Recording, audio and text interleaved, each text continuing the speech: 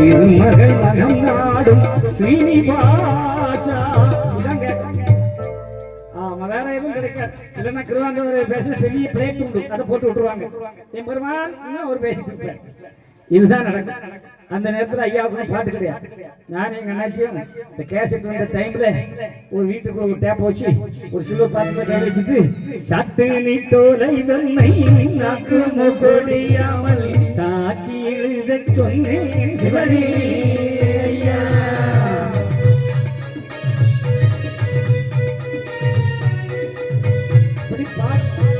பாடி அரசு பதக்கிராமதோறும் அப்படியே போடுறது. அதை வைக்க தினகரம் பார்த்தார், நல்லா இருக்கு.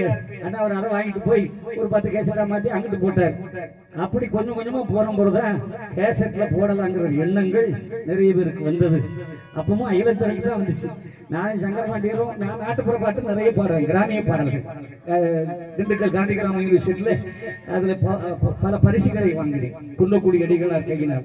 அப்போ எல்லாரும் சொன்னாங்க ஆல் இந்திய ரேடியோ நாகர்கோவில் வந்துருச்சு. அப்போ நாட்டுப்புற பாட்டு பாடுறேன். பாடும்போது ஒரு வார்த்தை அப்படி சாமி துப்பு சாமி வைகுண்ட சாமி அப்படின்னு எசை சேர்த்து. அப்போ கூட வானொலிக்காரங்க என்ன சாமி துப்பு சாமி வைகுண்ட சாமிங்கிறீ, இது பக்தி பாட்டாயிருந்தா? நாட்டுப்புறத்துல சாமி இல்லாத பாட்டே கிடையாது. அவன் குலசாமி பாடுறான், எனக்கு குலசாமி வைகுண்ட சாமி, அதைத்தான் பாடினேன் அப்படின்னு பாடுவேன். அந்த நாட்டுப்புற பாடல்கள் ராகத்திலேயே ஐயாவுக்கு பாட்டு எழுதி வச்சுக்கிட்டோம், பாடுவோம். அப்பா அவர் சொல்றாரு, நானும் கச்சேரி இருக்கிறேன், நம்ம 2 பேரும் சேர்ந்து போகணும்னு சங்கரபாண்டி அவரும் அடியனும் சேர்ந்து போனோம். என்ன பாட்டு பாடுறது தெரியுமா? அங்க அருளை எண்ணிக்கும் இறைவா நீ அருகில் வராதேனோ, அருகில் வராதேனோ அப்படின்னு பாடுவோம். இது உங்களுக்கு தெரியுமே. அமுதை பொழியும் நிலவே, இப்படிதான் போதும். நல்மனதோடு உன்னை தேடி ஓடோடி வந்து அப்படின்னு தான் பாடுவோம். அவரு பழைய பாட்டு பாடுறாரு. உடனே நான் விடுவானா, நான் உடனே அங்கேயும் பார்த்துக்கிட்டு இது சரி இல்லையே, நம்ம ஓடி போறோம், அப்ப நம்ம மாற்றி பாடுவோமே அப்படின்னு சொல்லணும்னா, ஹரி கோபாலா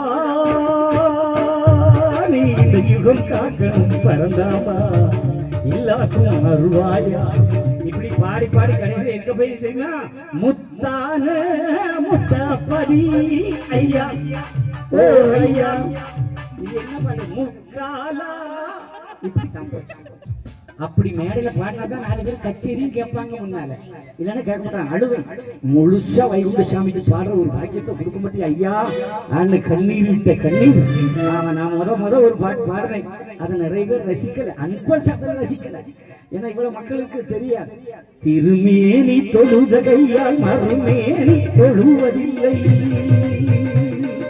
திருமேனி தொழுத கையால் மறுமேனி தொழுவதில்லை, உன் திருவடி பணிவது அல்ல மறுநடி பணிவதில்லை, உன் திருவடி பணிவது அல்ல மறுநடி பணிவதில்லை.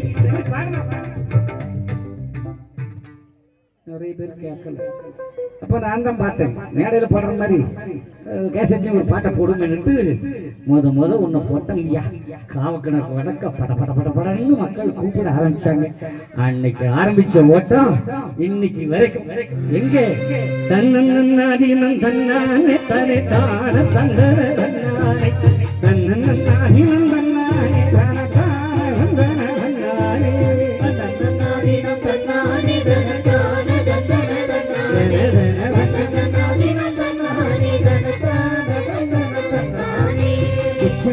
பரிமாறுங்கம்மா அங்கு நித்தமும் திருநாள் பாருங்கம்மா, ஜனத்து பரிமாறுங்கம்மா அங்கு நித்தமும் திருநாள் பாருங்கம்மா, பக்தியுடன் வந்து வழிந்த பேருக்கு பலன் கிடைக்கிது வாருங்கம்மா, பக்தியுடன் வந்து வழிந்த பேருக்கு பலன் கிடைக்கிது வாருங்கம்மா.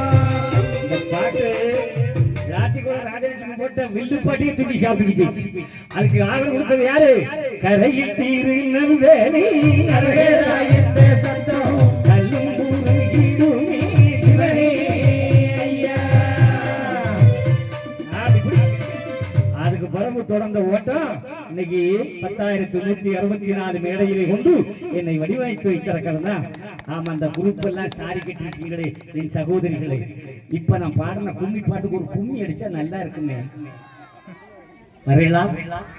வாங்க